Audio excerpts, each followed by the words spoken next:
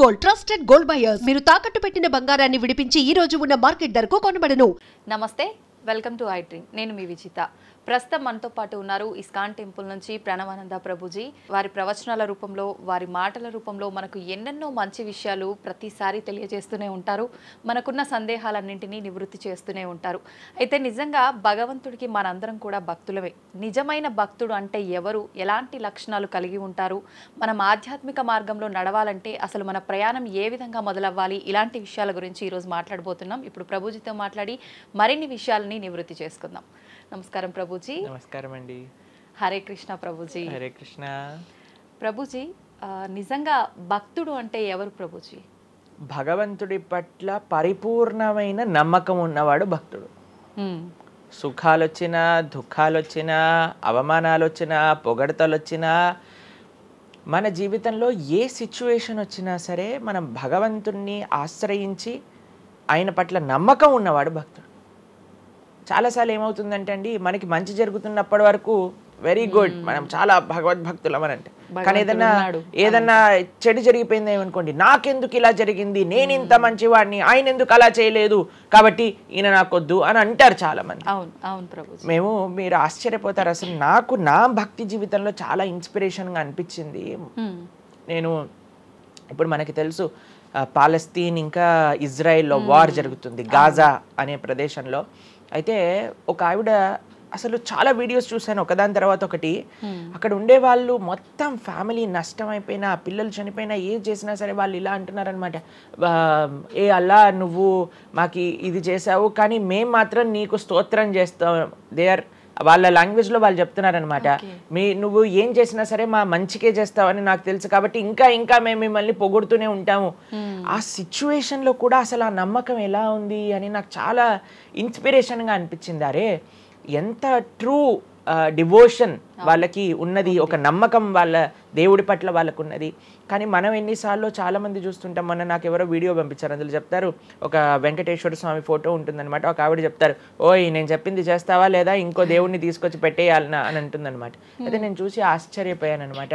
మనకి ఎందుకు ఇలాంటి ఫేత్, ఇలాంటి నమ్మకం ఎందుకు లేదు? ఎప్పుడైతే మనం ఎంతైతే మనకి ఇన్వెస్ట్మెంట్ చేస్తామో అంతే రిటర్న్ వస్తుంది కదండి. అలానే మన నమ్మకం, మాన అపమానాలు, ఇవి సుఖ దుఃఖాలు, ఇవన్నీ ప్రపంచంలో ఒక భాగం అండి. ఇదంతా జీవితంలో ఒక భాగం. అందుకే మన సనాతన సంస్కృతిలో ఎప్పుడు మంచే ఉంటుంది అని చెప్పారు. అందుకే ఈ ఉగాది పచ్చడి, మన నూతన సంవత్సరం ప్రారంభమైనప్పుడు షడ్రుజోపేతం కదండి, చెప్పుకున్నాం. కాబట్టి ప్రతి ఒక్కటి కొద్దిగా అది కావాలి, కొద్దిగా ఇది కావాలి. కానీ మనం ఏం చేస్తామంటే, ఎవరికైతే అచంచల విశ్వాసం ఉంటుందో భగవంతుడి పట్ల, స్వామి నువ్వేం చేసినా నా మంచే చేస్తావు అనేవాడు నిజమైన భక్తుడు. కాబట్టి ఎక్కడి నుంచైనా ఆ విశ్వాసం, ఆ శ్రద్ధ కానీ మనం నేర్చుకోగలిగితే ఇట్ ఈస్ ఎక్స్ట్రీమ్లీ వండర్ఫుల్ అనమాట. ఆ శ్రద్ధ, స్వామి నువ్వు ఏం చేసినా సరే నేను నిన్నే కొలుస్తా, అటువంటి శ్రద్ధ మన దగ్గర ఉండిందండి, మన దగ్గర ఉండింది. మన పూర్వీకులు, రాజులు, మహారాజులు, అసలు మన సంస్కృతి, సిక్కులు ఎవరైతే మనకి వాళ్ళ జీవితాన్ని త్యాగం చేసేసారు వాళ్ళ ధర్మాన్ని కాపాడుకోవడానికి.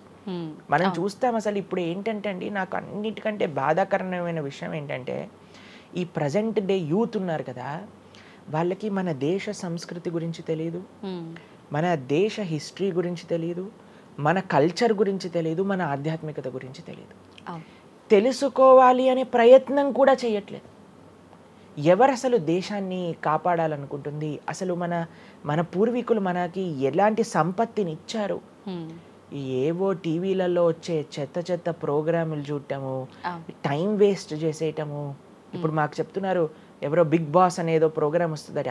జనాలందరూ అసలు ఏమొస్తుంది చెప్పండి? మన జీవితంలో ఏదైనా మార్పు కలగలిచ్చా? మనకి లేదు. ఎవడో ఒకటి చోట వాడు డబ్బులు సంపాదించుకుంటూ వాడు చేసే చెత్త పనులన్నీ మనం చూస్తూ ఉంటే, మనం వింటూ ఉంటే, దాని తర్వాత చూస్తే పర్వాలేదు, ఆ వ్యక్తుల పట్ల అపరిమితమైన ప్రేమను పెంచుకొని, ఒకళ్ళు నాకు ఈ మధ్య ఎక్స్ప్లెయిన్ చేస్తున్నారనమాట, ఒక్కొక్కళ్ళకి ఆర్మీ అని తయారైపోయి వేరే వాళ్ళని దూషించటం, వేరే వాళ్ళని తిట్టడం. ఈ సమాజం ఇలా ఉంటే నీకు ఒక బిగ్ బాస్ అనే ఒక టైం వేస్టర్ని కావాలి, అది అయిపోగానే ఐపీఎల్ అనే ఒక టైం వేస్టర్, దాని తర్వాత నెట్ఫ్లిక్స్, అమెజాన్ ప్రైమ్, ఇవన్నీ ఎప్పుడు ఉన్నాయి. మనకి నిజంగా మేము కొన్నిసార్లు యూత్ని కలిసినప్పుడు అడుగుతామండి, అరే మన దేశ రాజకీయాల గురించి తెలుసా అని అంటే, తెలుసండి. ఎవరి దగ్గర నుంచి తెలుసుకున్నావు అని అంటే ఒక యూట్యూబర్ పేరు చెప్తారు. ఆ యూట్యూబర్ ఏమో ఎక్కడో వేరే దేశంలో కూర్చొని మన సంస్కృతిని మన రాజకీయాల్ని ఎలా ఒక వేరే దిశగా నడిపించాలో నడిపిస్తుంటారు. వాడివన్నీ వింటూ వీళ్ళు ప్రభావితం అయిపోతారు అనమాట. కానీ ఏంటి అసలు మన సంస్కృతి అంటే ఏంటి, మన ధర్మం అంటే ఏంటి, అసలు కొద్దిసం భగవంతుడు చాలా దూరం అనుకోండి, కనీసంలో కనీసం మన భారతీయత అంటే ఏంటో కూడా తెలియదండి అసలు ఇలాంటి పిల్లలకి. ఈ మధ్యలో పిల్లల్ని మర్చిపోకండి. పేరెంట్స్ ఎంతమంది దృష్టి చూపిస్తున్నారు చెప్పండి? చాలా తక్కువ మంది ప్రభుజీ. ఎప్పుడు చూడు ఏ సినిమాకి వెళ్దామా, ఏ సీరియల్ చూద్దామా, ఏ రియాలిటీ షో చూద్దామా, ఏ మూవీ సిరీస్ వెబ్ సిరీస్ కొత్తగా రిలీజ్ అయిందా, ఏ ఇన్స్టాగ్రామ్లో వీడియోస్ చూద్దామా, ఇలానే ఉండిపోతే మన దేశం ఎటు వెళ్తుంది, మన రాజ్యం ఎటు వెళ్తుంది, మన సంస్కృతి ఎటు వెళ్తుంది ఒకసారి చెప్పండి.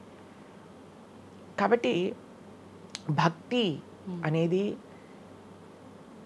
ఒక ప్రస్తుత సమాజంలో అర్థం చేసుకోవటము అనేది ఎప్పుడైతే ప్రతి ఒక్కళ్ళు తమ దగ్గర ఉండే సమయాన్ని వెచ్చిస్తారో, ఎప్పుడైతే నేను తెలుసుకోవాలి అనే ఒక ఇచ్చ మనసులో ఉంటుందో అప్పుడు మాత్రమే తెలియపడే ఒక అద్భుతమైన జ్ఞానం అండి అది.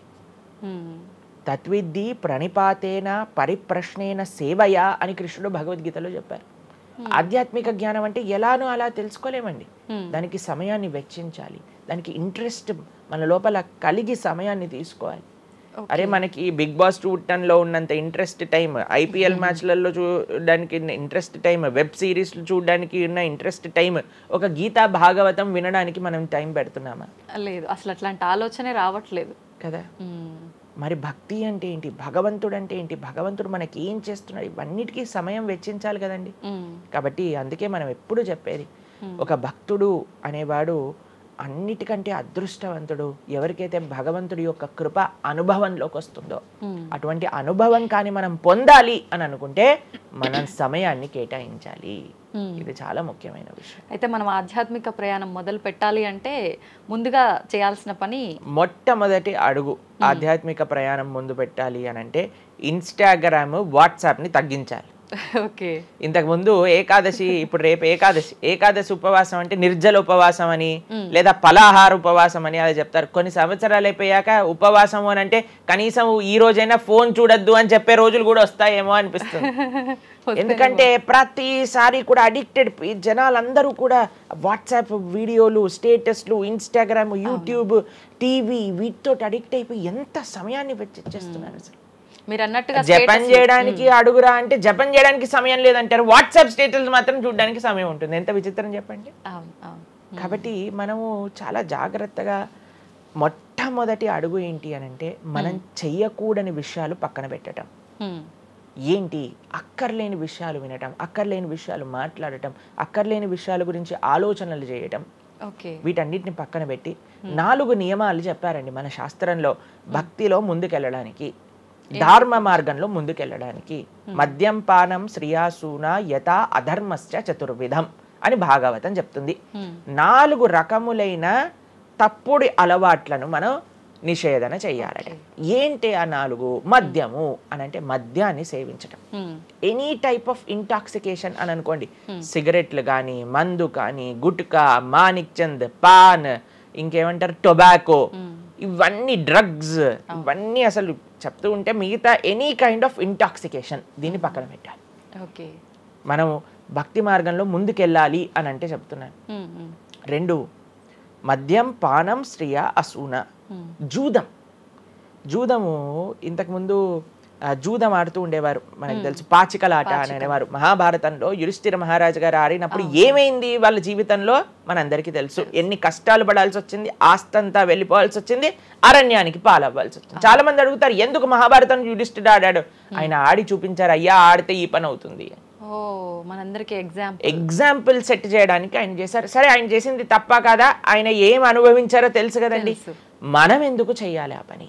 ఇప్పుడు జూదం యొక్క విపరీతమైన కాన్సిక్వెన్సెస్ తెలుసా అండి. ఇప్పుడు బెట్టింగ్ గేమ్లని, ఐపీఎల్ మ్యాచెస్ కి బెట్టింగ్స్ అని, లేదా ఏది వస్తే దానిపైన బెట్టింగ్లు పెట్టడం, అవి ఇవి ఎన్ని అప్లికేషన్స్ తయారైపోయి ఎన్ని ఒక యువతని ఒక తప్పుడు మార్గంలో పెట్టడానికి అసలు మాకు అప్పుడప్పుడు మేము యూట్యూబ్ చూస్తాం కదండి ప్రవచనాలు వినడానికి, మా గురువు గారి ప్రవచనాలు వినడానికి మేము చూస్తుంటాం అనమాట. అప్పుడు వస్తుంది రమ్మీ సర్కిల్ అని యాడ్ వస్తుంది అనమాట. ఇప్పుడు పేరు చెప్తున్నారు ఎందుకు ప్రభుజీ అని మీరు అనుకోవచ్చు. ఎందుకంటే పెద్ద పెద్ద సినిమా యాక్టర్స్ వాళ్ళు ప్రమోట్ చేసేది రమ్మీ సర్కిల్ అని, మాణిక్ చంద్ కంపెనీస్ని, గుట్కాలని, తర్వాత ఏవైతే అన్హెల్దీ ప్రోడక్ట్స్ కోక్ ఇలాంటివి ఏవైతే సాఫ్ట్ డ్రింక్స్ కూల్ డ్రింక్స్ ఉంటాయో వాటిని మీరు ఒక్కసారి ఆలోచన చేయండి. వాళ్ళు నిజమైన శ్రేయోభిలాషులా మనకి ఒక్కసారి ఆలోచన చేస్తే మనకు అర్థమవుతుందని. మొత్తం ఒక దగ్గర ప్రపంచం అంతా ఇవి తప్పు, ఇవి మీకు మంచిది కాదు అని మొత్తుకుంటుంటే మీరు ఎవరైతే మీరు హీరోయిన్ నా రోల్ మోడల్ అని అనుకుంటున్నారో వాడు మీకు నేర్పించేది ఏంటి అని అంటే, నువ్వు ఈ పేకాట ఆడు, నువ్వు గుట్కా తిను, నువ్వు కూల్ డ్రింక్ తాగు, నీ జీవితం ఏమైనా మాకు పర్వాలేదు. మేము ఎక్కడికి వెళ్ళినా నోరు నొప్పొచ్చేటట్టు అరిచి చెప్తున్నా, అయ్యా ఇవి మంచిది కాదు, మీరు మంచి మార్గంలో ఉండండి, ఆరోగ్యాన్ని జాగ్రత్తగా పెట్టుకోండి, మనసు జాగ్రత్తగా ఉండండి, ధర్మాన్ని ఆచరణ చేయండి అని మేము చెప్తుంటే, కానీ జనాలకి వీటిల్లో ఇంట్రెస్ట్ లేదు. వీళ్ళకి నా రోల్ మోడల్ వాళ్ళు, నా రోల్ మోడల్ ఇది అని ప్రొద్దు నుంచి రాత్రి దాకా ఇన్స్టాగ్రామ్లో చూడటం, వాళ్ళగా మాట్లాడటం, వాళ్ళగా వస్త్రాలు వేసుకోవటం, వాళ్ళలాగా మేము కూడా వాళ్ళలాగా అవ్వాలి అని అనుకుంటే వాళ్ళు ఏం నేర్పిస్తున్నారు మీకు ఒక్కసారి ఆలోచన చేయండి.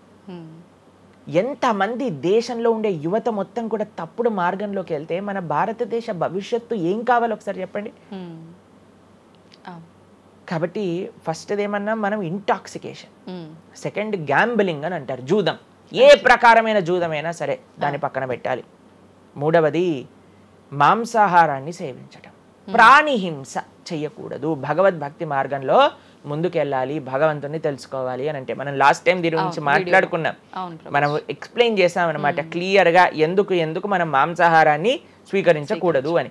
అది భౌతికంగా మనకి మంచిది కాదు, ఆరోగ్యరీత్యా మంచిది కాదు, ఎమోషనల్గా మంచిది కాదు, ఎన్వైరన్మెంటల్గా మంచిది కాదు, స్పిరిచువల్గా మనకి మంచిది కాదు అని ఈ రీజన్స్ అన్ని చెప్పాం. అయితే నిన్నటి రోజున మాకు ఆ వీడియో పంపించారనమాట. సరే ఏమున్నాయి అబ్బా కమెంట్స్లో అని చదువుతుంటే చాలా మంది అన్నారు, రోజు ఈ వీడియో చూడటం వల్ల మేము మాంసాహారం తినటం మానేసాము, మాకు క్లారిటీ వచ్చిందని చాలా కమెంట్స్ ఉన్నాయి. కొంతమంది ఏం రాశారు తెలుసా అండి, మరి ప్లాంట్స్కి, మరి ఆకుకూరలకి, తర్వాత మనం పండించే మొక్కలకు కూడా ప్రాణం ఉంది కదా అని.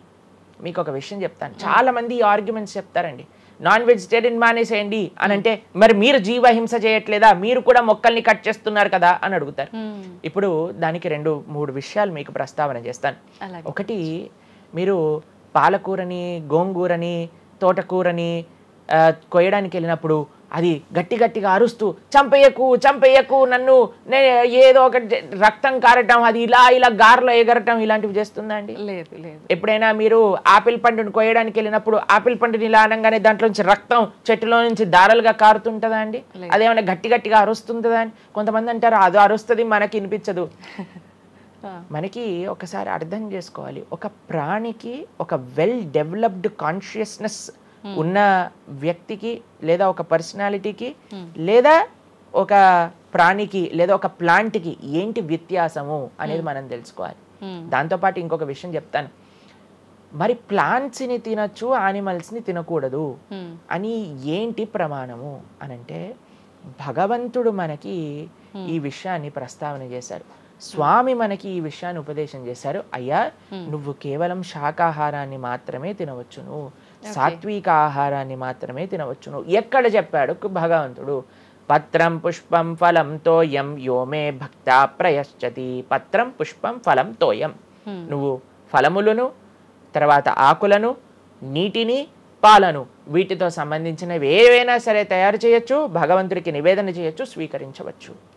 కాబట్టి మన శాస్త్రములు దేన్నైతే యాక్సెప్ట్ చేశాయి, ఇప్పుడు చెప్పాయనుకోండి, సరే ఈ ప్లాంట్స్లలో కూడా ప్రాణం ఉందయ్యా, ప్లాంట్స్ కూడా తినకు అని అంటే ఏం చేస్తామండి? గాలిని పీల్చుకుంటామా? సన్లైట్తో బతుకుతామా మనం ఏమన్నా ప్లాంట్స్ బతికినట్టుగా? ఏదో ఒకటి కావాలి కదా ఆహారం. కాబట్టి అన్నిటికంటే లీస్ట్ హింస, అహింస అంటే అన్నిటికంటే లీస్ట్ హింస ఎక్కడ ఉంటుందో అది. కాబట్టి మనకి శాస్త్రం ఆమోదన చేసింది, నువ్వు ఈ ఏవైతే హర్బివోరస్ అని అంటారు చూడండి, ఏవైతే పశుపక్షాదులు కాకుండా ఏవైతే మొక్కలు ఉంటాయో, ఏవైతే ధాన్యం ఉంటుందో, ఏదైతే ఫలములు ఉంటుందో దాన్ని స్వీకరించు అని. తర్వాత రెండో ఆర్గ్యుమెంట్ ఏం చేస్తారో తెలుసా అండి, నాన్ వెజిటేరియన్ అనగానే మనం కానీ తినకపోతే వాటి పాపులేషన్ మొత్తం పెరిగిపోయి పెరిగిపోయి పెరిగిపోయి పెరిగిపోయి మనల్ని చంపేస్తుంది. అయ్యా నువ్వొక్కడివి మారటం చేత ఏమీ అవ్వదు. అవును, మొత్తం మారిపోదు. ప్రపంచం ఎలా వెళ్తుందో కొంతమంది మూర్ఖులు ఉంటారు, ఎంత చెప్పినా మారని వాళ్ళు వాళ్ళ పని చేసుకొని ఇవ్వండి అంతే. భగవంతుడు బ్యాలెన్స్ ని తయారు చేశారండి, ఆ భగవంతుడు ఆ బ్యాలెన్స్ ని క్రియేట్ చేస్తారు. నువ్వు ఆ ధర్మాన్ని ఆచరించకుండా ఉండు. కాబట్టి 3 చూసాం ఏంటి, మద్యం, పానం, శ్రియ, సూన. ఒకటి intoxication, gambling, meet eating. Last Prabhuji ఒక చిన్న డౌట్, ఇప్పుడు మాంసాహారం తినొద్దు మన శాస్త్రంలో ఎక్కడ తినమని చెప్పలేదు అని అన్నారు కదా, మరి గ్రామ దేవతలకి కోళ్ళు మేకలు ఇలాంటివన్నీ బలిస్తుంటారు కదా, మరి అది ఎక్కడ ఉంది అసలు? మీరు అమ్మవారిని జగన్మాత అని పిలుస్తారు తెలుసా? మీరు ఎప్పుడైనా అంటారా? అమ్మ అంటారు అంతేనా? ఒక తల్లికి, ఒక తల్లితనంలో మీరు కూడా మదర్ కదండి, మీ పిల్లలకి ఏదైనా ఒక చిన్న బాధ కలిగితే మీరు ఓర్చుకోగలుగుతారా చెప్పండి? అస్సలంటే అసలు అలాంటి ప్రస్తావనే తేయకూడదు ప్రభుజీ అని అంటారు. అవును అంతేనా కదా? మరి జగన్మాత అని మనం అంటున్నప్పుడు ఆ జగత్తుకి తల్లి, జగత్తు మొత్తం అని అంటే ఆ పక్షి ఆ ప్రాణి కూడా అదే జగత్తులో పుట్టిందే కదా, అంటే ఆ ప్రాణికి కూడా ఆవిడే కదా తల్లి. ఆ తల్లి ముందు మనం ఇలాంటి పనులు చేస్తే అమ్మకి నచ్చుతుందా నచ్చదా చెప్పండి? నచ్చదు. కాబట్టి ఇవన్నీ ఎక్కడొచ్చాయి అని అంటే మధ్యలో ఎక్కడో ఒక చోట కొన్ని తప్పుడు ఆచరణలన్నీ కూడా మన లోపలికి దూసుకొచ్చేసాయి అన్నమాట. కానీ బలి అనేది ఎప్పుడు ఇవ్వకూడదు. సాత్వికమైన ఆరాధన అన్నిటికంటే శ్రేష్టమైన ఆరాధన. ఈ బలులు ఇవ్వటం వీటన్నిటిని తామసిక ఆరాధన అని అంటారు. కాబట్టి మనము ఎంతైతే మీరు బలి అంటే ఏంటో తెలుసా అండి, ఏదో ఒకటి సమర్పణ చేయటము. సమర్పణ చేయటాన్ని, దాంట్లో ప్రాణిని సమర్పణ చేయటం కంటే మనకుండే అహంకారాన్ని సమర్పణ చేస్తే అమ్మవారు ఇంకా ఆనందిస్తారు. మన దగ్గర ఉండే దంభాన్ని సమర్పణ చేసేస్తే, బలిచ్చేస్తే ఇంకా ఆనందంగా ఉంటారు. దంభము అని అంటే గర్వం. అహంకారము, దంభము, ఈ రెండిట్లో వ్యత్యాసం ఏంటో తెలుసా అండి? గర్వము అని అంటే మనం చేసిన దానికి మనం గర్వపడటం అనమాట. నేనే చేశాను, నా అంతటి వాడు లేడు. దంభము అంటే చెయ్యని దానికి కూడా గర్వపడటం.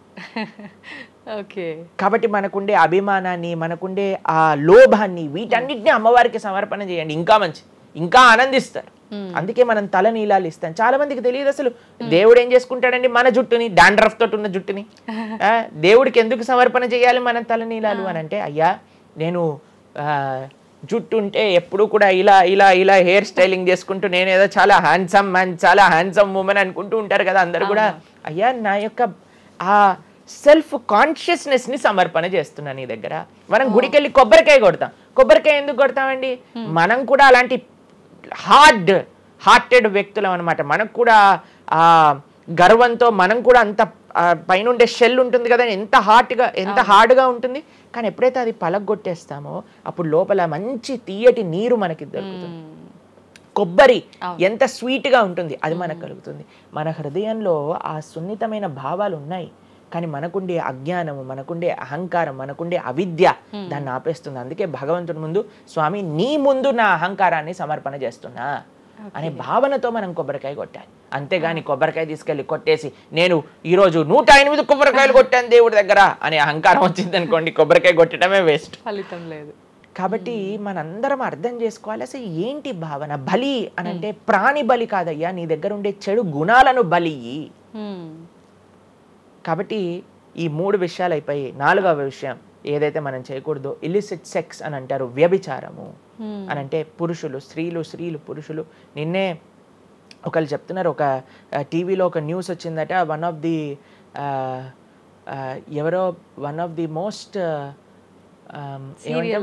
ఫేమస్ యాక్టరో లేదా ఇంకెవరో వాళ్ళ హస్బెండ్ని వేరే స్త్రీలతో పాటు పట్టుకున్నారు అని మాకు ఒక న్యూస్ నిన్న ఒకళ్ళు చెప్తున్నారు అనమాట. అంటే వాళ్ళు ఏం చెప్పారంటే నాకు, ప్రభుజీ సమాజంలో ఇలాంటివి ఎన్నో కేసులు వస్తున్నాయి ప్రభుజీ, ఈ మధ్యలో న్యూస్లో ఇలాంటివి అయితే తరచుగా మనం చూస్తూ ఉన్నాము. కాబట్టి ఈ సమాజం ఎటువైపు వెళ్తుందో తెలియట్లేదు ప్రభుజీ అని అంటే మేము వాళ్ళకి చెప్పాం, సమాజాన్ని ఎందుకు ఇటువైపు నడుస్తుంది అని అంటే మనం చూపించే విషయాలు అలా ఉన్నాయి, చూపించే సినిమాలు అలా ఉన్నాయి, చూపించే సీరియల్ అలా ఉన్నాయి, చూపించే ఆదర్శమైన వ్యక్తులు అలా ఉన్నారు. మనం ఎవరైతే హీరోలు అనుకుంటున్నామో వాళ్ళు ప్రొద్దున లేస్తే విడాకులు తీసుకొని ఇంకొకరిని పెళ్లి చేసుకొని, విడాకులు తీసుకొని ఇంకొకరిని పెళ్లి చేసుకొని, ఇలాంటివి చూస్తుంటే మనం కూడా అది నార్మలైజ్ అయిపోయింది మన భారతీయ సంస్కృతిలో. కానీ ఎక్కడైతే ధర్మం ఉంటుందో, రాముడు ఆదర్శంగా ఉన్న వ్యక్తి ఎప్పుడు అలాంటి తప్పు చేయలేదండి. ఎందుకంటే రాముడు ఏకపత్ని వ్రతుడు. ఎంత కమిట్మెంట్ ఉండాలి భార్య పట్ల, భర్తకు కూడా అలానే అండి. ఇప్పుడు ఒకళ్ళు తప్పు అంటే, ఇప్పుడు చాలా మంది అనుకుంటారు ఇది ఎత్తి పురుషులకే వర్తించింది అని. పురుషులకు ఎంతైతే వర్తిస్తుందో అంతే స్త్రీలకు కూడా వర్తిస్తుంది, స్త్రీలకు ఎంతైతే వర్తిస్తుందో అంతే పురుషులకు కూడా వర్తిస్తుంది. కాబట్టి ఈ 4 చాలా జాగ్రత్తగా ఉండాలి. పరస్త్రీ సంఘము, పరపురుష సంఘం, వీటి నుంచి చాలా జాగ్రత్తగా ఉండాలి. ఈ 4 కానీ మనం ఆచరించగలిగితే మన జీవితంలో, చెయ్యకూడనివి 4, చెయ్యాల్సినవి 4. ఇప్పుడు మనం చెయ్యకూడనివి 4 గురించి విన్నాం కదా. చెయ్యాల్సిన 4 ఏంటో ఒక నిమిషంలో చెప్పేస్తా. మంచి భక్తుల యొక్క సాంగత్యం, మంచి పుస్తకాలు చదవటం, భగవన్నామాన్ని జపం చేయటం, మంచి ఆహారాన్ని స్వీకరించటం. ఈ 4 చేస్తే మనం డైరెక్ట్గా భగవంతుడి యొక్క శ్రీచరణాల దగ్గర ఉంటాం అనమాట. ఓకే, ఇవన్నీ జరగాలి అని అంటే మనం ఆధ్యాత్మికం వైపు మన మనసుని మళ్ళించాలి. మనకి ఆధ్యాత్మికము అవసరము అని మనం తెలుసుకోవాలి. ఎప్పుడైతే తెలుసుకుంటామో మనం సమయాన్ని ఇవ్వగలుగుతాం. ఓకే ప్రభుజీ, జపం అని అంటుంటారు. నిజంగా జపం అంటే ఏంటి ప్రభుజీ? ఏ విధంగా జపం చేయాల్సి ఉంటుంది? జపము మనకి కలియుగంలో తరించడానికి మార్గం. కృతేయ ధ్యాయతో విష్ణుం త్రేతాయాం యజతోమకై ద్వాపరే పరిచర్యాయాం కలో తత్ హరికీర్తనం అని చెప్పారు. భగవంతుడి యొక్క నామ జపం అత్యంత శ్రేష్టమైనది. కృష్ణుడు భగవద్గీతలో ఏం చెప్తారో తెలుసా అండి? అన్నిటికంటే గొప్ప యజ్ఞం, యజ్ఞములలో నేను ఒక యజ్ఞాన్ని అని చెప్తారు. ఏ యజ్ఞం తెలుసా? యజ్ఞానాం జప యజ్ఞోస్మి అని భగవంతుడు చెప్తారు. అన్నిటికంటే గొప్ప యజ్ఞం జపం చేయడం అనమాట. ప్రతిరోజు జపం చేయాలి. మేము ప్రతిరోజు 2 గంటల పాటు జపం చేస్తాం ప్రొద్దున పూట. ఏంటి జపం చేయాలి? భగవన్నామాన్ని జపం చేయాలి. భగవన్నామము అత్యంత సులభంగా మనల్ని భగవంతుడి యొక్క కృపని తెచ్చిపెడుతుంది, భగవంతుడి యొక్క రియలైజేషన్ మనకిస్తుంది అనమాట.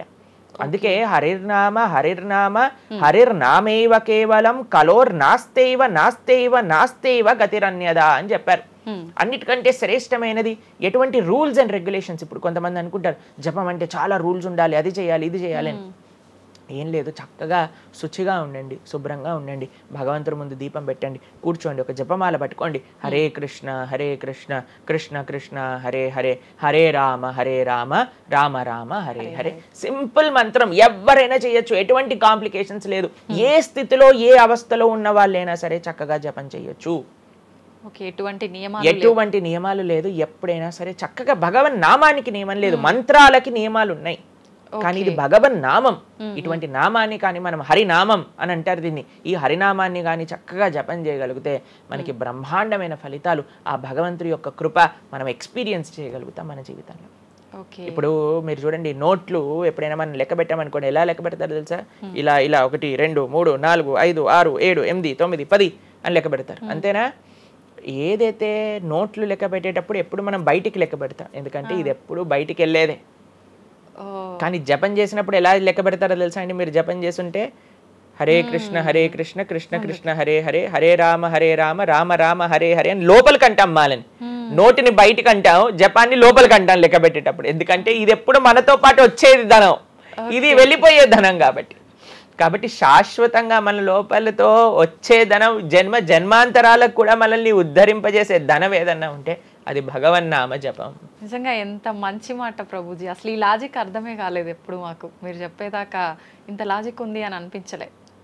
చాలా మంచిగా చెప్పాము. ప్రతి ఒక్కళ్ళు చిన్న పిల్లల నుంచి, మా దాంట్లో మా గ్రూప్ లో మీరు చూస్తే చిన్న పిల్లల నుంచి వృద్ధుల వరకు అందరు జపం చేస్తారు. అంతెందుకండి, మీరు చూస్తారు హరే కృష్ణ భక్తులు దేశ విదేశాల నుంచి ఉన్న వాళ్ళందరూ జపమాల పట్టుకొని జపం చేసే వాళ్ళని మనం చూడట్లేదు. కాబట్టి మనకి ఎందుకు జపం రాదు? టైం వస్తుంది, టైం ఉంది.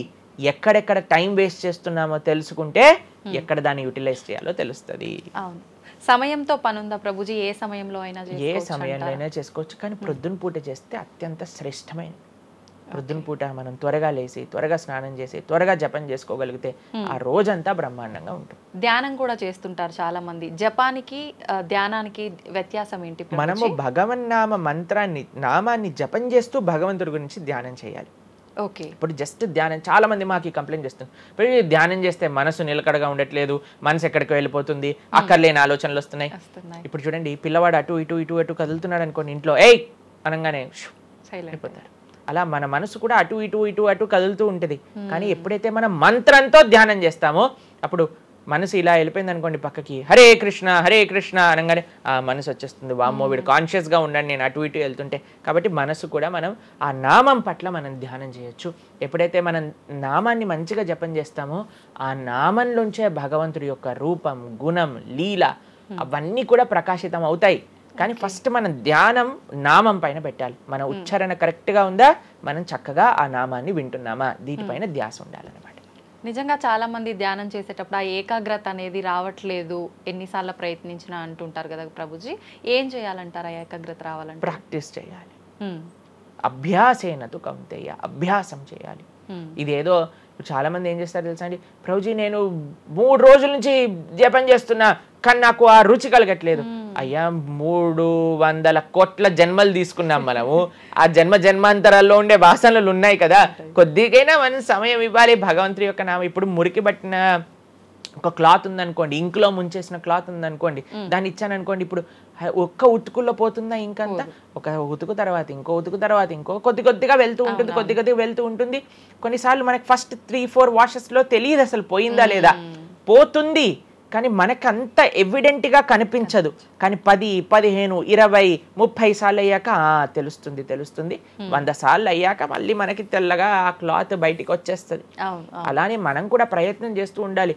ఇన్ని జన్మలు మనం మాయకి ఇచ్చేసి ఒక జన్మలో 3 రోజులు మనం భగవన్నామాన్ని జపం చేసి ఇప్పుడు నాకేం కలగలేదు అని అంటే ఎలా చెప్పండి? ఆ నిష్ఠ, సిన్సియారిటీ ఇవ్వాలి టైం మనకి. ఎలాగైతే మీరు టైం దీనికి ఇచ్చారో అలానే టైం భగవంతుడు కూడా ఇవ్వాలి. తప్పకుండా ఆ ప్రాసెస్లో తప్పలేదు. మన సిన్సియారిటీ ఎంత సిన్సియర్గా మనం చేస్తే అంత తొందరగా మనకు కృప అనేది లభిస్తుంది.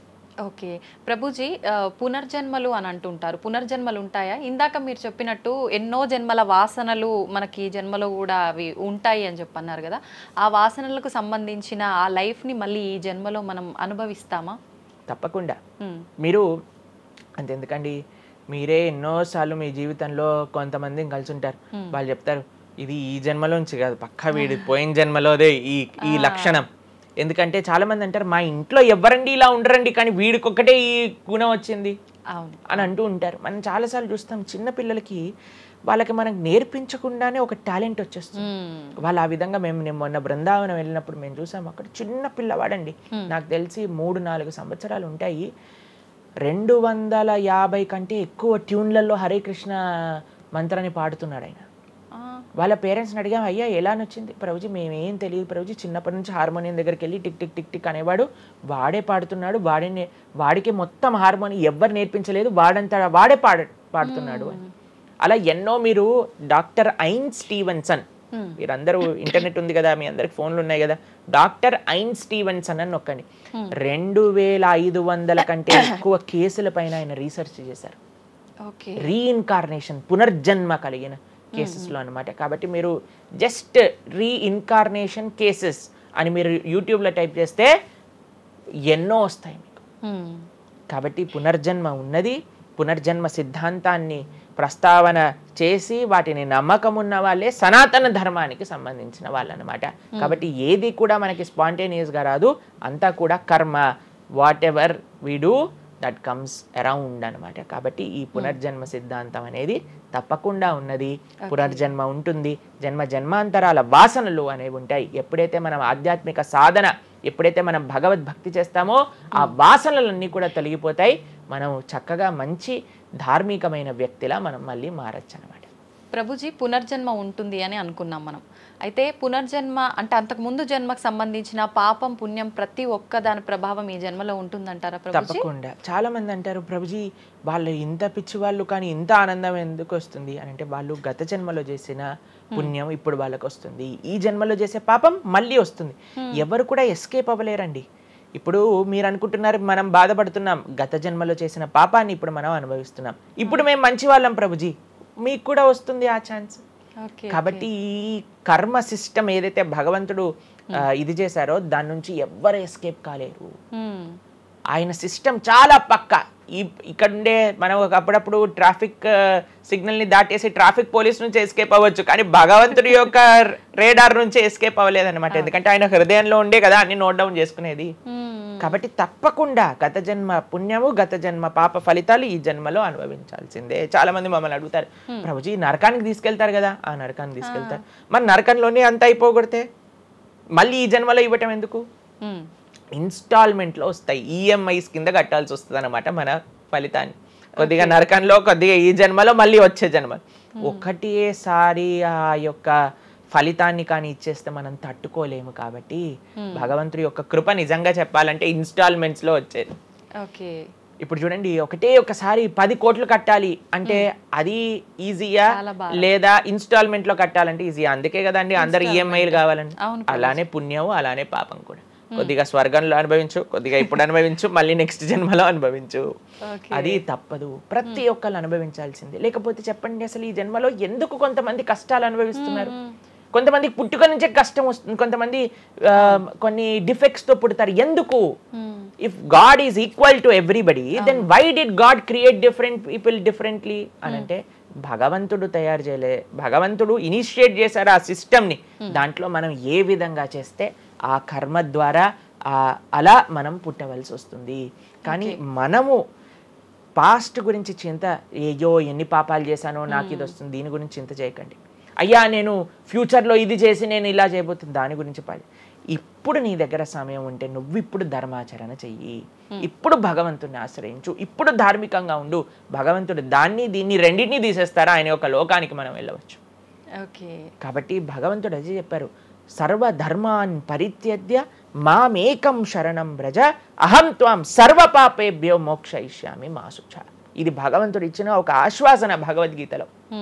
అన్నిటినీ వదిలిపెట్టేసాయి, అన్ని రకాల చెడు వస్తువుల్ని, అన్ని రకాల మంచి, నువ్వు నాకు శరణు వేరు, నేను నీ పాప పుణ్యాలు మొత్తం తీసేస్తాను. యద్గత్వా న నివర్ధంతే తద్ధామ పరమం మమ. భగవంతుడి దగ్గర నుంచి చేరుకున్నాం అనుకోండి, మళ్ళీ ఈ ప్రపంచంలో ఈ యొక్క కష్టాలు ఉండే ఈ నేలపైన మళ్ళీ రావాల్సిన అవసరం లేదు. స్వామితో బ్రహ్మాండంగా స్వామి యొక్క సేవలో సుఖంగా ఉండొచ్చు మనం. అయితే ప్రభుజీ చాలా మంది చెప్తుంటారు, అన్ని అనుభవించండి తప్పదు అన్నప్పుడు ఎందుకు భగవంతుని ఆరాధన చెయ్యాలి అని. వాళ్ళందరికీ ఇది మంచి సమాధానం ప్రభుజీ. నిజంగా చాలా మంది ఇదే అంటుంటారు, అంతే కదండి, ఎంత భగవంతుని ఆరాధించినా ఈ కష్టాలు తప్పట్లేదు, అసలు లైఫ్ ఏం చేంజ్ అవ్వట్లేదు, మనశ్శాంతి లేదు, ఎందుకు అసలు ఆరాధించాలని చెప్పి అసలు భగవంతుని పూజించడం కూడా మానేస్తుంటారు. మళ్ళీ ఇప్పుడు ఆపేస్తే మళ్ళీ నెక్స్ట్ ఏంటి అని ఆలోచన చేయాలి. కాబట్టి ఇప్పుడుండే వాటితో మనం ఇది చేసామనుకోండి, ఇంత ధర్మాచరణ కూడా ఆపేశారనుకోండి, ఇంకా ఆ పుణ్య పాప ఖాతాలు అలానే పెరిగిపోతూ ఉంటాయి. కానీ చివరికి వచ్చేది ఈ ప్రపంచంలోకే కదా. కాబట్టి మనకి చెడు చేయటం పనికిరాదు, కేవలం మంచి చేయటం కూడా పనికిరాదు. భగవద్భక్తి అన్నిటికంటే టాప్ మోస్ట్. కాబట్టి మనం ధార్మికంగా ఎంత భగవద్భక్తితో ఉంటే అది మనకి అంత మంచిది.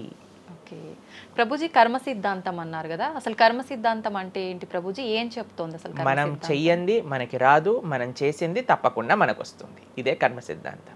Every action has equal and opposite reaction.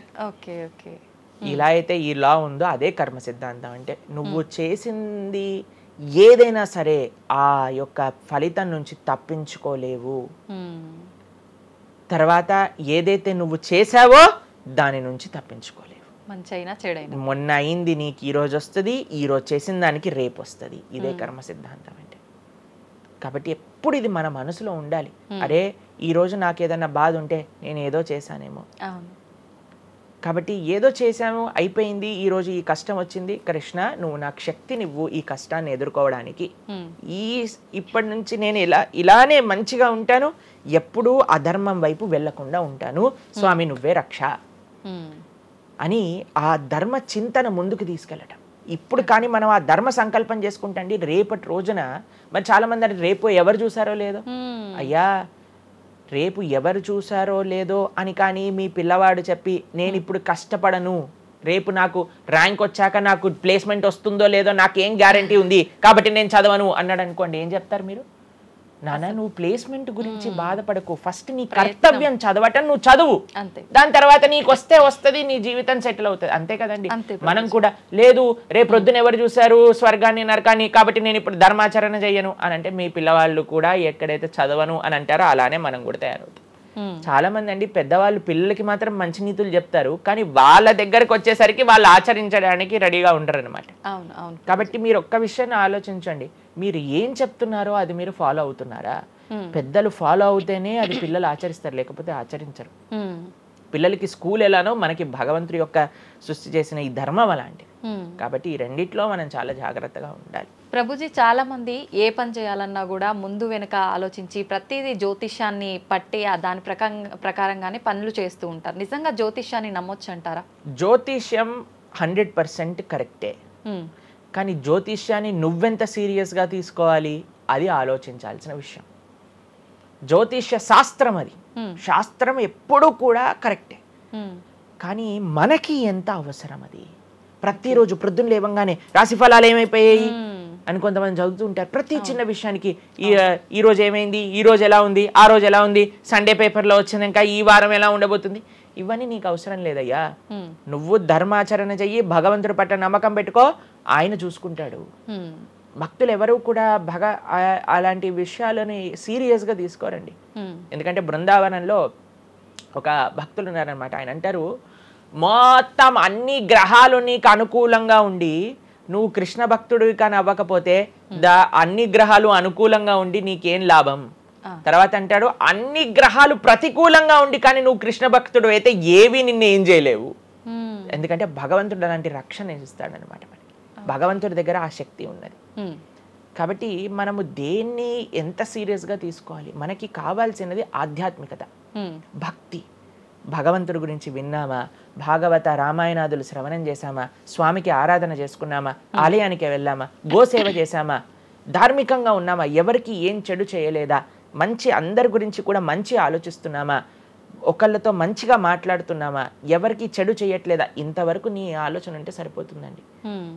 ఈ ధర్మచింతన మనకు కావాలి, అంతేకాని ఏమవుతుంది, నా రాసి ఏంటి, ఇదేంటి. ఇప్పుడు అంత పిచ్చి జనాలకి ఎలా పెరిగిపోయిందంటే, ఒకళ్ళు అంటారు ఈ ఉంగరం పెట్టుకోమంటారు, ఒకళ్ళు అంటారు ఇలా నీ పేరు రాయి అంటారు, ఒకళ్ళు అంటారు నీ పేరులో ఏ ఏ ఏ ఏ ఎక్స్ట్రా రాయమంటారు. ఇవన్నీ ఏంటి మారిపోయాయి? ఇవన్నీ మార్చుకొని నీ ఆచరణ కానీ మారకపోతే, నీ థింకింగ్ కానీ మారకపోతే, నీ ధర్మం పట్ల ఉండే అనిరుక్తి కానీ పెరగకపోతే ఇవన్నీ చేసి ఏం లాభం? కాబట్టి మనం ఎసెన్స్ ఆఫ్ ధర్మ భగవంతుడి ఆరాధన. సవై పుంసాం పరో ధర్మో యతో భక్తిర్ అదోక్షజే. అటువంటి స్వామిని ఆశ్రయించటంలో మన టైం పెట్టాలి, కానీ ఇలాంటి చిన్న చిన్నవి చూసుకోవటం, వీటి కోసం మనం సమయాన్ని వేస్ట్ చేసుకోవటం మంచిది కాదు. జ్యోతిష్యం కరెక్టా? 100% కరెక్ట్. నీకెంత కావాలి అది నువ్వు ఆలోచన చేసుకో. పెళ్లి చేసుకోవాలి, గృహ ప్రవేశం చేసుకోవాలి, ఏదైనా పెద్ద ఉంటే అప్పుడు మీరు చూడాలి ముహూర్తం, వివాహం చేసుకోవటం కానీ లేదా ఏమంటాం మన గృహ ప్రవేశాది పెద్ద కార్యములకి చూసుకొస్తే ప్రతిరోజు, ప్రతి క్షణం, ప్రతి వారం, ప్రతి నెల. చాలా మందికి పొద్దున్నే చూడండి అసలు రోజు గడవదు. ఇలాంటి పిచ్చి పనులు ఆపాలి. ఫస్ట్ ప్రొద్దున పూట లేచి భగవంతుడి దగ్గరికి వెళ్ళి భగవంతుడికి నమస్కారం చేసి జపం చేసుకొని ధ్యానం చేసుకొని ఆలయానికి వెళ్ళి దర్శనం చేసుకొని భగవత్ చింతనలో ఉండండి. రోజులో ఏ కష్టం వస్తుందో దాన్ని ఎలా ఎదుర్కోగల ఆ శక్తిని వస్తుంది. అంతేగాని ఏమున్నాయి రాశి ఫలాలు చదవటం వల్ల ఏం అవ్వదండి. కాబట్టి సొల్యూషన్ పైన కాన్సన్ట్రేట్ చేయండి, ప్రాబ్లం కోసం విశ్లేషణ చేయకూడదు. ఓకే ప్రభుజీ, చాలామంది ఇంట్లో నెగిటివ్ ఎనర్జీస్ ఉన్నాయి, దయ్యాలు తిరుగుతున్నాయి, లేదంటే ఎవరైనా ఒక పర్సన్కి దయ్యం పట్టింది అని చెప్పి చాలామంది ఎవరు ఇట్లా పంతుళ్ళు అట్లాంటి వాళ్ళ దగ్గరికి, మాంత్రికుల దగ్గరికి తీసుకెళ్ళడము, వాళ్ళు వదిలిస్తారని చెప్పటము, ఆ దయ్యం వీళ్ళని చాలా పీడిస్తుంది అని చెప్పడం, ఇలాంటివి చాలా వింటుంటాము సహజంగా. ఇదంతా నిజమే అంటారా ప్రభుజీ? అసలు దయ్యాలు అనేవి ఉన్నాయంటారా? ఆత్మలు, దయ్యాలు ఇవన్నీ ఉన్నాయండి, అది లేవు అని చెప్పలేము, ఉన్నాయి తప్పకుండా. ఎలా అయితే మీరు నెగిటివ్ ఎనర్జీ అంటారు కదా, నెగిటివ్ ఎనర్జీ ఎక్కడికి వస్తుందో తెలుసా అండి? నెగిటివ్ పీపుల్ దగ్గరికి వస్తుంది. ఎవరైతే ఎమోషనల్గా, ఎవరైతే స్పిరిచువల్గా, ఎవరైతే ఫిజికల్గా వర్నలబుల్గా ఉంటారో వాళ్ళ దగ్గరికి వస్తుంది. ఎవరైతే ఇంట్లో భగవద్ ఆరాధన ఉండదో, పూజ రూమ్లో ఏమీ లేకుండా చాలామంది ఇప్పుడు మాకు చాలా విచిత్రం అనిపిస్తుంది కొన్నిసార్లు. మాకు ఈ ఇంటర్నెట్లో వీడియో చూసినప్పుడు వీళ్ళు చర్చ్లో ఉండే వాళ్ళందరూ దయ్యాలను వదిలిస్తూ ఉంటారనమాట. మాకు చాలా ఆశ్చర్యం ఏంటంటే వీళ్ళకే ఎందుకు దయ్యాలు పడుతున్నాయి అని. కాబట్టి ఎందుకు దయ్యాలు ఎవరింటి పర్సనాలిటీస్లోకి వెళ్తాయో తెలుసండి, ఎవరైతే క్లీన్లీనెస్ మెయింటైన్ చేయరో, ఓకే, ఎవరైతే సమయానికి స్నానం చేయటం కానీ, సమయానికి శుచిగా శుభ్రంగా ఇల్లు శుభ్రంగా ఉంచుకోవటం కానీ, దేవాలయంలో భగవంతుడి యొక్క మూర్తులకి చక్కగా ఆరాధన చేసి ధూపం దీపం నైవేద్యం తోరణం ఉత్సవాలు పండగలు యజ్ఞాది యాగాదులు ఇవన్నీ ఉన్న చోట ఎప్పటికీ నెగిటివ్ ఎనర్జీ అనేది ప్రవేశించలేదు. ఓకే. కానీ ఎక్కడైతే జనాలు డిమ్గా డల్గా ఎటువంటి వైబ్రెన్స్ లేకుండా ఎప్పుడు ఎమోషనల్ వర్నరబుల్గా బాధల్లో ఉంటూ ఆధ్యాత్మికంగా లేకుండా ఇల్లంతా గందరగోళంగా చెత్త చెదారంతో ఎప్పుడైనా సరే ఫ్రెష్ ఫుడ్ కాకుండా స్టేల్ ఫుడ్, బయట సోర్స్ తెలియని ఫుడ్ వాటిని తినటం వల్ల అలాంటి మెంటాలిటీస్, అలాంటి నెగిటివ్ ఎనర్జీ ఈజీగా ఇటువంటి నెగిటివ్ ఎన్వైరన్మెంట్లోకి వచ్చేస్తుంది అనమాట. ఓకే. కానీ ఎప్పుడైతే మనం వైబ్రెంట్గా భగవన్నామ చక్కగా బొట్టు పెట్టుకొని చక్కగా మంచిగా సాంప్రదాయంగా రెడీ అయ్యి చీర సాంప్రదాయం మన సాంప్రదాయం మన చీర అండి. భారతీయత మగవాళ్ళైతే ధోతి కుర్తా ఇంతకుముందు ఉండేది, శిఖ ఎంత చక్కగా బొట్టు పెట్టుకొని చక్కగా అలంకరణ చేసుకొని ఇంట్లోకి వెళ్ళంగానే అసలు ఆ ధూపం యొక్క సువాసన వచ్చి చక్కగా పసుపచ్చతో మన గడప నుంచి స్టార్ట్ చేస్తే పైన తోరణం కింద ముగ్గులు, అసలు ఒక సనాతన సాంప్రదాయం ఒక హిందువు యొక్క ఇంటికి వెళ్తే ఏ దయ్యం అలాంటి ఇంట్లోకి వెళ్ళగలుగుతుంది చెప్పండి? మన సినిమాలలో మీరు చూసి ఉంటారు, దయ్యాలు ఎక్కడుంటాయి? పాతబడ్డ బంగ్లాలలో ఎక్కడో క్లోజ్ చేసిన గెస్ట్ హౌస్లలో ఉంటాయి, అంతేనా? నిజం ప్రభుజీ. ఏదైనా దేవాలయంలో దయ్యం ఉండటం మీరు చూసారా ఎక్కడైనా? ఎందుకు ఉండదు? ఎందుకంటే అక్కడ భగవద్ ఆరాధన జరుగుతుంది కాబట్టి. ఏ ఇంట్లో అయితే నిరంతర భగవద్ ఆరాధన ఉంటుందో, ఏ ఇల్లు అయితే వైబ్రెన్స్ గా ఇంటి బయట ముగ్గు నుంచి ప్రారంభమై ఇంటి లోపల దేవాలయంలో దీపము నిరంతరము కూడా ఉంటుందో, భగవద్ ఆరాధన జరుగుతుందో, భగవన్నామ జపం జరుగుతుందో, శాస్త్రాన్ని పారాయణ చేస్తున్న విష్ణు సహస్రనామం హరే కృష్ణ మహామంత్ర కీర్తన యజ్ఞము యాగము ఉత్సవాలు చేస్తూ అటువంటి ఇంట్లో అటువంటి వ్యక్తులకి ఎప్పుడూ రాలేదండి. ఎవరైతే తన నుదిటిన తిలకాన్ని అలంకరణ చేసుకొని చక్కగా సాంప్రదాయంగా ఉంటారో, శుచి శుభ్రత పాటిస్తారో, చక్కగా ఆలయానికి వెళ్ళి గోసేవ చెప్పండి, అలాంటి వాళ్ళకి ఎప్పుడైనా ఇలాంటి నెగిటివ్ ఎనర్జీ అటాక్ అవుతుంది అంటే అస్సలు కాదు. ఎవరైతే గ్లూమీగా డిప్రెస్డ్గా ఏం లేకుండా ఏ వస్త్రాలు పడితే ఆ వస్త్రాలు వేసుకోవటం, దేవుడు కొంతమంది ఆలయంలోకి వెళ్ళామనుకోండి, ఇంట్లో పూజ రూమ్లోకి వెళ్ళామనుకోండి, పండగ నుంచి పండగ మాత్రమే దీపం పెడతారు, లేదా అస్సలు ఆ పూలు అలానే ఉంటాయి 15-20 రోజుల వరకు. అవును ప్రభు. అలాంటి ఇంట్లలో నెగిటివ్ ఎనర్జీ రాకపోతే ఇంకేమొస్తుంది చెప్పండి? కాబట్టి నెగిటివ్ ఎనర్జీ ఉందా? ఈ దయ్యాలు ఆత్మలు ఉన్నాయా? ఉన్నాయి. ఎవరి దగ్గరికి వెళ్తాయి? అటువంటి మెంటాలిటీ ఉన్న వాళ్ళ దగ్గరికి మాత్రమే వెళ్తాయి. ఓకే. మనం కానీ ఎప్పుడైతే మనకి రక్షణ, అందుకే మనం తులసి మాల వేసుకుంటాం. తులసి మాల ఇప్పుడు చూడండి, మేము నరసింహ కవచాన్ని ధరించామన్నమాట. ఇవన్నీ నరసింహ ఆరాధన, నరసింహ కవచాన్ని ఎప్పుడైతే మనం చేస్తామో, ఎప్పుడైతే మనం భగవన్నామ స్మరణ చేస్తామో తులసి మాల ధరించాలి. తులసి మాల చాలా మంది ఇప్పుడు ధరిస్తున్నారు కానీ నియమాలను పాటించట్లేదు. ఏంటి నియమాలు? తులసి మాల వేయాలి అని అంటే మనము భగవత్ ప్రసాదాన్ని మాత్రమే నైవేదన చేసి తీసుకోవాలి, మాంసాహారాన్ని తినకూడదు, ఎల్లిపాయలు ముట్టుకోకూడదు. ఇవన్నీ కూడా నెగిటివ్ థింగ్స్ అన్నమాట, తామసిక రాజసీకమైన విషయాలు. కాబట్టి ఇవి చక్కగా ఇవన్నీ మానేసామనుకోండి. తులసిమాల ధరించడం అంటే ఏంటి అంటే చూపిస్తున్నాం అనమాట, మా దగ్గర ఎటువంటి తామసిక రాజసీక ప్రవృత్తులు లేవు, మేము సిద్ధ సాత్విక ప్రవృత్తిలో ఉన్నాం. దయ్యం అక్కడ నుంచి వచ్చింది కూడా యూటర్న్ తీసుకొని వెళ్ళిపోతుంది అన్నమాట ఇవి చూడంగానే. కాబట్టి అది చాలా ముఖ్యం. ఎప్పుడైతే మన ఆచరణ బాగుంటుందో, ఎప్పుడైతే మనం ధార్మికంగా ఉంటామో, ఎప్పుడైతే భగవద్భక్తులై ఉంటామో, ఏ నెగిటివ్ ఎనర్జీ మనల్ని ఏం చేయలేదు. ఓకే, మొత్తానికి ఉన్నాయి దయ్యాలు, ఉన్నాయి, జాగ్రత్త. మనం మంచిగా భక్తి పరంగా ఉండండి, ధార్మికంగా ఉండండి, చక్కగా ధర్మాచరణ చేయండి, మీకేం భయం లేదు. కానీ ఎక్కడైతే ఇవన్నీ జరగవో అక్కడ ఉంటాయి. అందుకే ఆధ్యాత్మిక మార్గంలో నడవాలి అందరం కూడా. కృతజ్ఞతలు ప్రభుజీ, నిజంగా చాలా మంచి మంచి విషయాలు తెలుసుకుంటున్నాం మీ ద్వారా. ఇంకా ఇంకా తెలుసుకోవాలని కోరుకుంటున్నాం. ధన్యవాదాలు ప్రభుజీ. హరే కృష్ణ. హరే కృష్ణ.